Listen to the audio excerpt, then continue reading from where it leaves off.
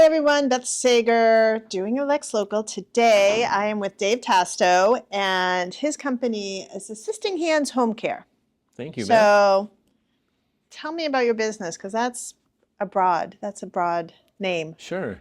Well, Assisting Hands Home Care is part of a national brand. Okay. I started this business in 2018 and have been operating it since then. We initially started in Bedford, but then about 4 years ago we moved to Lexington, and then had recently actually changed locations within Lexington. So we're in our new office here It's a on nice Bedford office. Street. Very Thank nice you. office, yeah. Thanks. So what does your business do? We provide non-medical care for primarily seniors at home, helping them age in place, stay out of the hospital or manage chronic conditions, whatever it might be needed to keep them, performing activities of daily living in their homes. Okay. So do the seniors come directly to you or is it like they've gone to rehab and then they need you? Like how do you get a hold of them? A few different methods, though. Great point. Some of them, upon a hospital discharge, or even Okay. if they go from a hospital to a rehab and then to home, we'll start care when they get home. Others find us online through informational sessions like this and reach out to us directly, whether it could be like a family member, like a daughter or spouse, looking for a break. We call that respite care, where we're providing a break.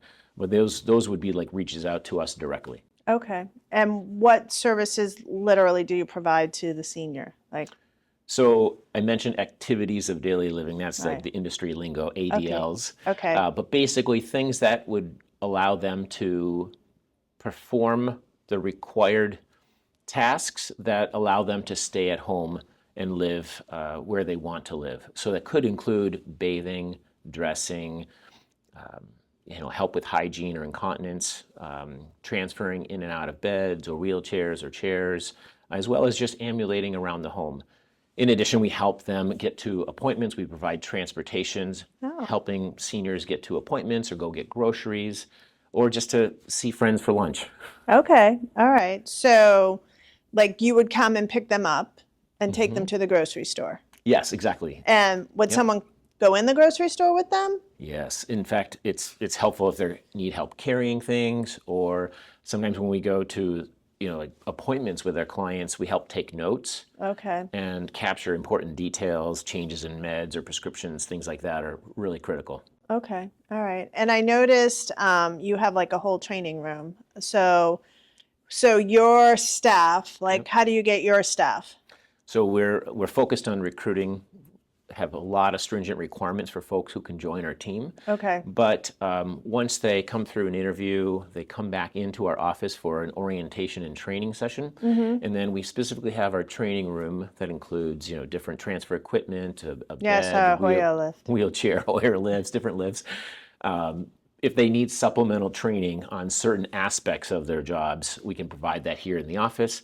But honestly, a lot of it happens while they're on the job. We have an RN on staff and case managers that can go out and supervise and coach and train our aides when they go. Basically, they go from their home to visit our clients at our client's home. Okay. Okay. So so there's no reason for them to come here. Yeah. How many employees do you have?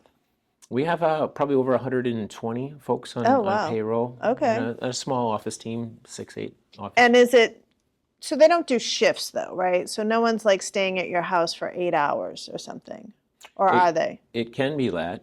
Sometimes we'll go there for a few hours a day, Okay. a few days a week, up to we provide around-the-clock care. We call 24-hour care, where they'll trade off shifts Right. throughout the week or throughout the day Okay. to maintain that coverage. Okay, that's very interesting.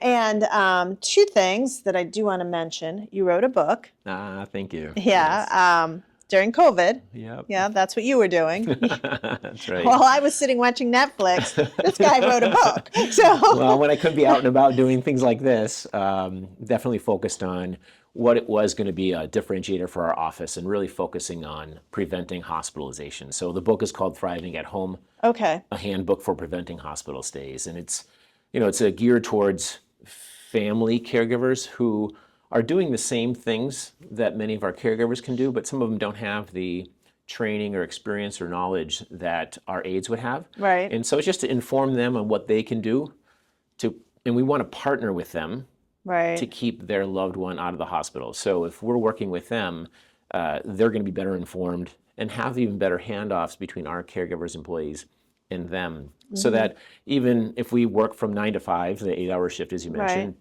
during the day, if a family member takes over at 5 o'clock, if our client falls at 6 o'clock or 7 o'clock or getting into bed later that evening, they still may go to the hospital. So we realized during the pandemic and even earlier that we need to partner with family members if we're really going to impact that outcome and keep them out of the hospital. Right, right. So then you train them to help them so they don't fall getting into bed. Exactly. Okay. We'll train, or if they're just monitoring diabetes and blood sugars seem out of whack. Okay. Here's what to monitor, here's when to escalate, and then here's when to call 911. Right. So it's a non-medical book. I'm not a physician or a doctor or anything, but I did consult with a lot of folks in the clinicians to get the book written. Makes sense. Yeah. Once you go in the hospital, it's like a slippery slope.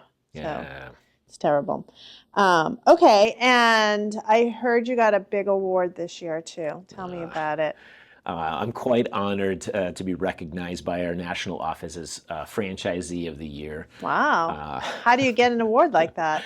I think it's a little bit of testament to what we do in this office, taking care of folks in the community, giving back to the community, doing what we can to make a difference. We say in this field that we get to make a living while making a difference. And I feel like we live that day in and day out, helping folks in the community. We're a VA provider, helping veterans just with the Veterans Day this week, making sure that veterans get the care that they deserve. So supporting various folks, demographics within the community, but growing a business and helping a lot of folks in the Boston area is part of it. But it is an honor. I really appreciate it. It's a big one. Thank you. So like how many communities do you go out to? We serve many of the cities and towns north and west of Boston. From right in Boston, to Winchester, Lexington, going to the north, Concord, Carlisle, up to Lowell, and then out west, Acton, down to Framingham, Natick. Okay, so a big area. Newton, Wellesley, yeah, exactly. Okay, Yep. All right. And are your fees paid for by insurance, or is it you have to pay them out of pocket? That's a great question that we get from a lot of families. I bet, yeah. Typically, it's private pay, and families are paying from their assets to help get coverage for their family members. But we realize that it's not getting help at home can be expensive. So our focus as well has been to work on ways that we can help our families offset the cost of care. So a few different avenues we have in that. As I mentioned, we're a VA-approved provider for the home health aid program, and that allows us to provide care to veterans for free. Oh. An additional way that we're focused, all of our office team is now trained and certified as long-term care advocates. So we really work well with families or individuals who have long-term care insurance. Right. It's a special kind of insurance. It's not your typical but will that pay for health it? insurance. The long-term care? Okay. So many families got these types of insurance policies, a long time ago as part of their benefits package at work. But in the interest initially of paying for nursing home care, like long-term care in a nursing home. But many of these policies can pay for care at home. And so we can provide care and offset their out-of-pocket expenses. Okay. And then last but not least, Medicare has just come out with an innovation program called the GUIDE program. Okay. And we've partnered with another firm called Embrace Prevention Care, who provide 24/7 access to a nurse practitioner who helps basically guide a family caregiver through what it might require caring for someone with dementia. So this program is for folks living with dementia, but part of that program is what we can provide is called respite care, and that's a break for the primary caregiver. And this program funds 76 hours a year. Okay. For the next 7 years, it's funded. Wow. Okay. Yeah, so it's an amazing program. That's a little break, right? Yeah, like it is. before, Couple vacation, going to see families, whatever. Right.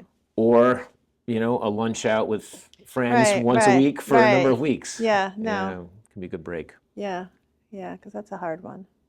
I think Medicare realized that if they don't take care of the primary caregiver, the individual with dementia will likely go to the ER or to the hospital at Right, some point because the right, primary caregivers get burnt out. right, And right, then what else? If something happens, they're going to the ER. If they trip, they fall, or right. it's just too difficult sometimes for folks to care for their loved one. Yeah, that gets messy. So, well, I appreciate you talking with us today. Well, That's thank you very very much, Beth. I interesting. appreciate the Yeah, opportunity. I like what you do. Ah, So thank thank you. you.